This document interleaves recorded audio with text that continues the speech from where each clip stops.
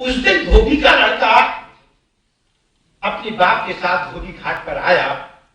उस दिन धोबी का लड़का अपने बाप के साथ धोबी घाट पर आया। पढ़ा लिखा होने के बाद भी उसने अपने बाप के काम में हाथ बढ़ाया। पढ़ा लिखा होने के बावजूद भी उसने अपने बाप के काम में हाथ बटाया। जैसे ही उसने एक सफेद कुर्ते को धोकर निचोड़ा, अफसोस कि सफेद कुर्ते के पानी ने साथ साथ लाल लाल रंग छोड़ा, लाल लाल रंग छोड़ा, जिसे देखकर बच्चा घबराया, दौड़ा हुआ अपने बाप के पास आया, बोला बापू ये क्या कमाल हो रहा है, सफेद कुर्ते के निकला हुआ पानी का रंग लाल हो रहा है, सफेद कुर्ते से निकला हुआ पानी का रंग लाल हो रहा है।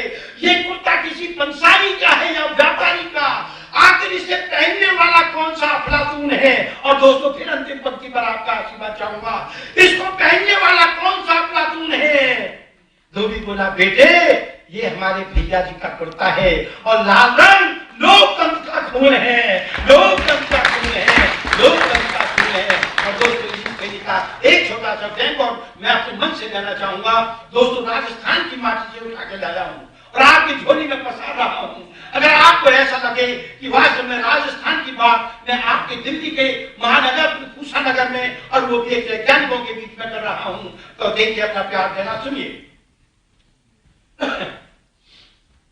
उस दिन राजनीति में और भी अधिक प्रदूषण घोला जा रहा था। उस दिन राजनीति में और भी अधिक प्रदूषण घोला जा रहा था। एक तथाकथित भैया जी को सिक्कों से तोला जा रहा था। हमारे यहाँ एक परंपरा चल रही थी, छोटे से छोटे नेता को भी तथाकथित नेता को सिक्कों से तोला जा रहा था। एक पल्ले में भैया जी बैठे थे, दूसरे में रखी थी सिक्कों की बोरी कि तभी अचानक टूट गई तराजू की डोरी, कि तभी अचानक टूट गई तराजू की डोरी। भैया जी औंधे मुंह गिर पड़े। पत्रकार और फोटोग्राफर हंसने लगे खड़े खड़े। ये देखकर भैया जी को बहुत गुस्सा आया। उसने तराजू वाले को बुलाया और बोले जनाब तुमने ये इतनी पुरानी तराजू कहां से मंगाई है जो हमारा 1 क्विंटल वजन भी सहन नहीं कर पाई। तुमने ये इतनी पुरानी तराजू कहां से मंगाई है जो हमारा 1 क्विंटल वजन भी सहन नहीं कर पाई है। इतना सुनते ही तराजू वाला बोला हुजूर यूं तो आपके सामने मुंह खोलना यानी कि सच बोलना सचमुच नादानी है, मगर हुजूर क्या करूं, ये कोई तराजू साधारण नहीं, ये तो खानदानी है। और दोस्तों अंतिम पंक्तियां फिर आ रही हैं, ये तराजू साधारण नहीं खानदानी है, ये भामाशाह के वंशजों की तराजू है जो केवल देशभक्ति को तोड़ने के काम आती है और गद्दारों का हाथ लगते इसकी डोरी टूट जाती है।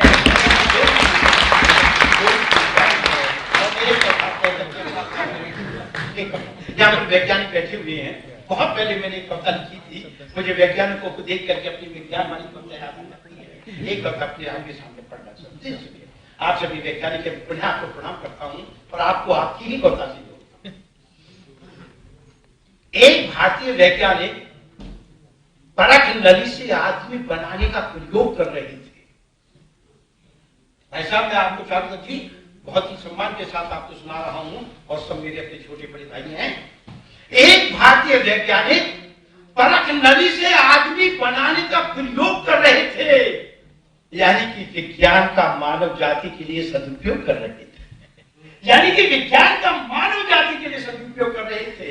वे सोच रहे थे कि अब तो यहाँ कोई ऐसा आदमी बनाया जाए जो इस देश की डूबती हुई नैया को पार लगा सके और प्रजातंत्र के नाम पर लोगों को डसने वालों का नाम निशान मिटा सके। उनकी प्रयोगशाला में विभिन्न प्रकार के रसायन रखे हुए थे, कुछ उनकी लंबी बेंच पर पड़े थे तो कुछ अलमारियों में सजे थे। एक दिन वैज्ञानिक महोदय जब किसी का आवश्यक कार्य से बाहर गए तो भूल से अपनी प्रयोगशाला का द्वार खुला छोड़ गए।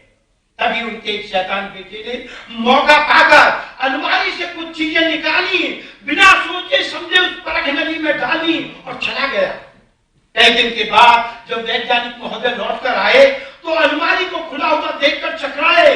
उन्होंने देखा कि झूठ, फरेब, पापाचार और व्यभिचार अलमारी से गायब थे। उन्होंने देखा कि झूठ, पापाचार, व्यभिचार ये सब अलमारी से गायब थे। इतना देखते देखते ही उन्होंने अपने बेटे को बुलाया। बेटे ने बड़े प्यार से पूछने पर ही बताया, हाँ पापा ये चीजें मैंने ही निकाली है और उस आदमी बनाने वाली परख नदी में डाली है। इतना सुनते ही तो वैज्ञानिक के होश उड़ गए। वो दौड़े हुए परख नदी के पास गए तो देखते क्या है कि उसमें से एक आवाज आ रही थी जो इस पर सुनी जा रही थी, दोस्तों अब हम इस देश से भूख और गरीबी को मिटा कर रहेंगे। यहाँ पर बहुत जल्दी राम राज्य आकर रहेंगे, लेकिन यहाँ पर कोई भी भूखा नहीं मर पाएगा और कोई भी यहाँ पर फिर राम राज्य बहुत जल्दी आ जाएगा। इतना सुनते ही तो वैज्ञानिक ने अपने बेटे को डांटा, बुरी पूरी तरह लगाए, जोर से चाटा और बोले, बेवकूफ तूने ये क्या गजब ढा दिया। और उनकी पंक्ति पर आपका आशीर्वाद चाहूंगा। बोले तूने ये क्या गजब ढा दिया, अरे इस देश में तो पहले ही नेता बहुत थे, एक और नेता ला दिया, एक और नेता ला दिया, एक और नेता ला दिया। और तभी समाधान देखिए कि तभी वैज्ञानिक ने सत्य और अहिंसा को एक साथ घोला, सत्य और अहिंसा को एक साथ घोला, नेता का मुंह खोला और पिला दिया, जिसने इतनी जल्दी अपना असर दिखाया कि थोड़ी देर में वो नेता परख नदी में बना हुआ पाया। थोड़ी देर में वो नेता परख नदी में बना हुआ पाया, जिसे देखकर वैज्ञानिक अपनी सफलता पर मुस्कुरा रहे थे और अपने बच्चे से ऐसी गलती ना करने को समझा रहे थे। बहुत बहुत आपको प्रणाम।